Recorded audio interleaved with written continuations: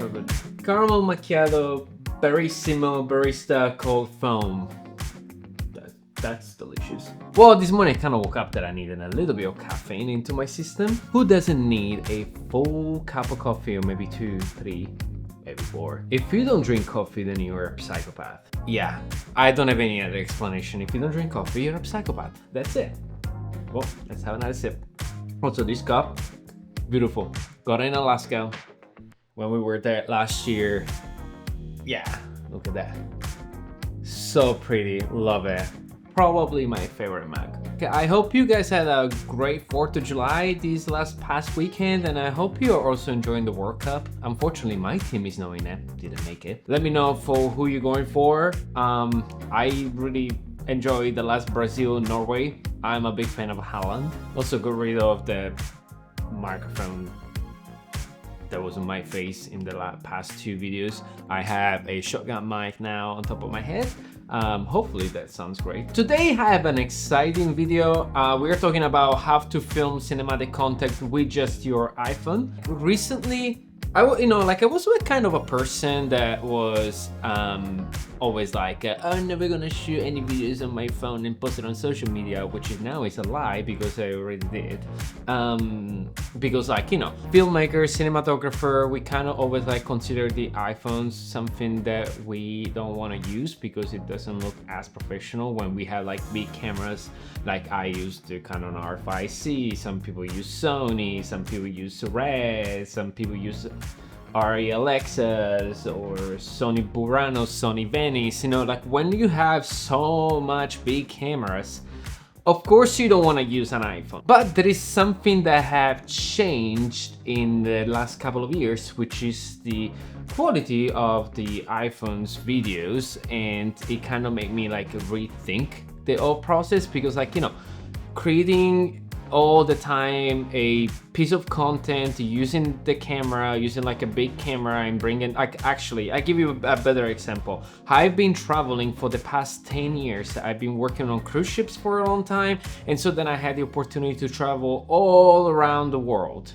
I've been in Asia, I've been in Australia, I've been in Alaska, all around Europe. So there is Polynesia. There has been so many places that I've been, and the one thing that it was really kind of hard for me to carry was my camera, my backpack, my drones, everything. So sometime they felt like that it was so much easier to grab an iPhone. That basically it's always with you. You don't need to bring a memory card, you don't need to remember, you just need to remember to charge it and maybe to bring a power bank. But other than that, when sometime I have accidents where I brought my camera and then I look inside, I turn it on and then it was SD card no insert, and that was something that I think we all did it at some point, probably more than once, probably 2, 3 times. Guilty. So there is there is so much that comes with filming with the camera. First of all, it's the weight and your back pain, and then the sweat you get on from a backpack. Instead of having a phone that it's always in your pocket, it's always with us, it's something that we don't even need to think about it. We always go outside with it, we never go without. With the new few iPhones that have came out in the past couple of years, the quality have changed so much and it became so much better. Now we have open gate, we have better frame rate, we have more, we get Apple Lock 2, which is great.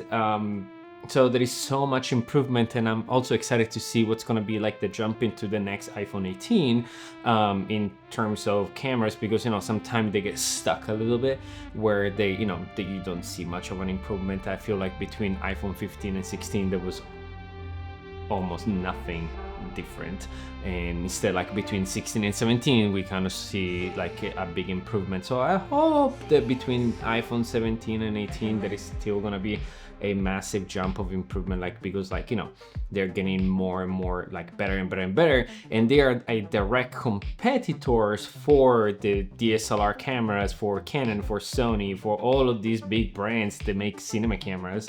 And The reason why is also because now we are using iPhones even for cinema. 28 years later was shot with iPhones, and the reasons why it's because of it's so convenient to just shoot the film with something that is so light, and then it can cut your production time by a lot. Of course, when they were shooting, and they were also attaching like a more specific lens that was designed for the film, and so it doesn't necessarily look the same as it would with your phone. So today I'm gonna show you what are the best settings for your iPhone videos, so then you can have the best cinematic, the best quality possible. So when you post it on social media, you are happy with it. The first thing we're gonna do is to download an app that I use all the time for those iPhone videos to have more control of the camera, which is Blackmagic Camera. It's an app created by Blackmagic, which is the same company that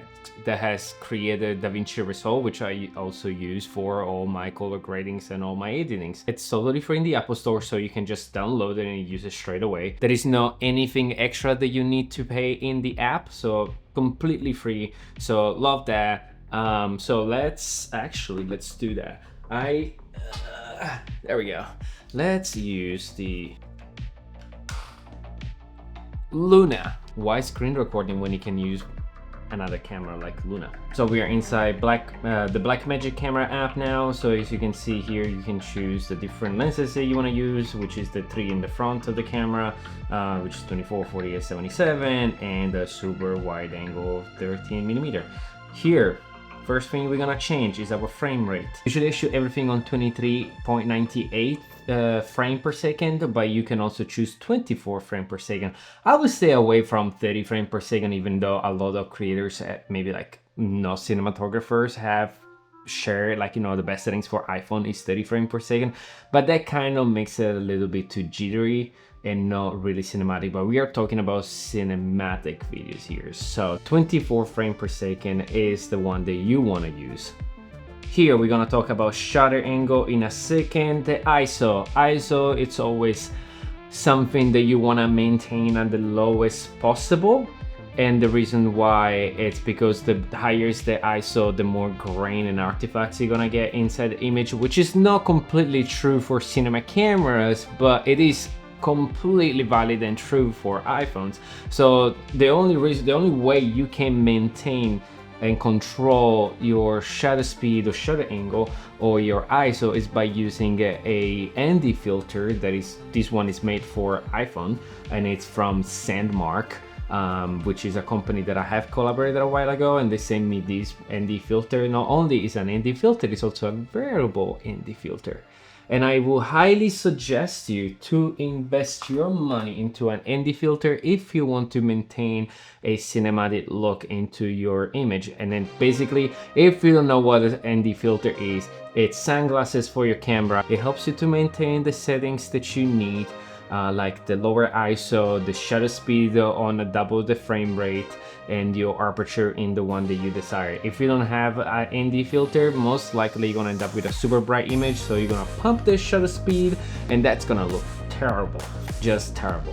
So let's move on. Then we have white balance on top, and then if you want, you can just leave it on auto. What auto does is basically adjusting the white balance depending on the light and the available in the room. It's always going to change. That means that your color grading and the look of the image is always going to change.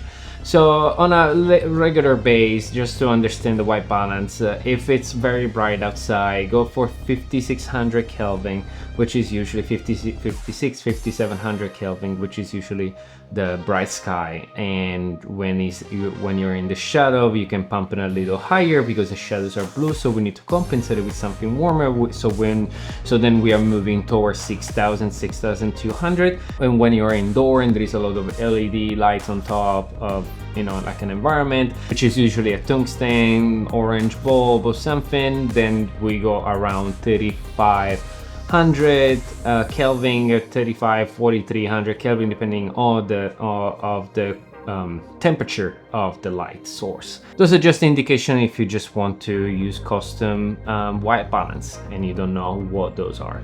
Now let's go to the actual settings of the image. let's go to record codec. Usually I use Apple ProRes. I usually use the LT because it's very heavy. As you can see, actually right now, I already have 54 seconds left of recording. And it's also because I don't have much memory inside my phone right now, so I'm sure that that's gonna be a lot higher for you. But if you use the Apple ProRes 422 HQ, that's gonna be such a high, strong image that it's gonna have just a very heavy file size, and sometimes I couldn't really tell the difference between the two, so I just maintain it with the LT, which is the lower like level of the ProRes, which it's already like great. If you want something in between, just use the standard 422. You can also use, and you can attach, and I have done that before, you can attach one of those SSD. I usually use SanDisk. You can connect it to your phone directly. One of the issues that I had when I was recording one time a video in Alaska with my wife, I started recording and then I noticed that I didn't have much memory, so then I used the SSD. Plug it in with its original cable from this SSD, and then it wasn't working. I would just press record and it will flash red. So then I was trying to understand why I wasn't able to record, and after a while I understood there was some problems with the frequency of the electricity of the cable, and then I figured it out that the only way to use an SSD with the iPhone is to use the iPhone original USB-C cable. So that's something that I guess is kind of useful to know if you want to use an SSD. Let's move on. Boo. Let's go to the bitrate. I usually leave it on max because why not?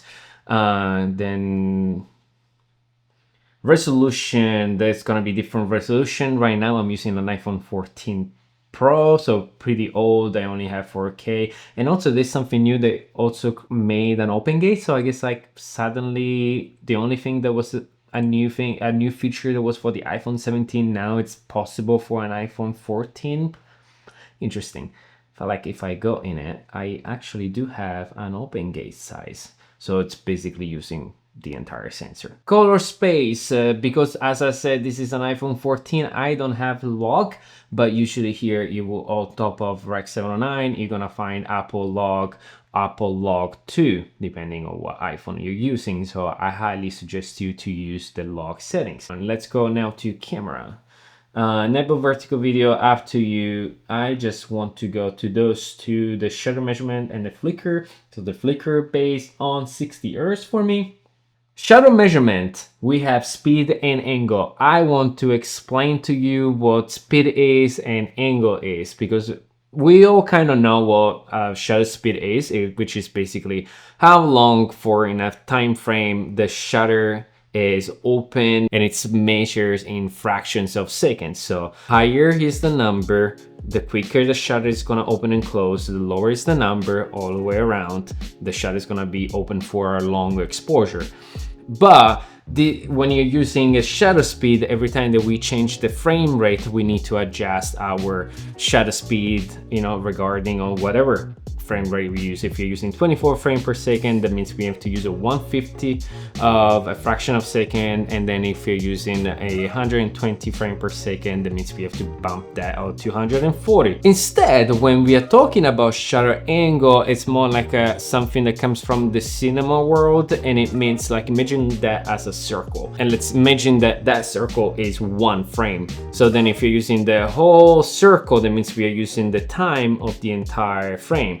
Instead, we usually use the 180 degrees rule, which is basically half of a circle. So that means that the shutter is going to be open for half of the time for each frame rate. Why this is an advantage is because usually if you change the frame rate, you don't need to adjust your angle. If I need to jump from 24 to 60 to 120 to 140 frames per second, whatever the frame rate is going to be, I don't need to adjust the shutter angle because it's always going to be 180 degrees.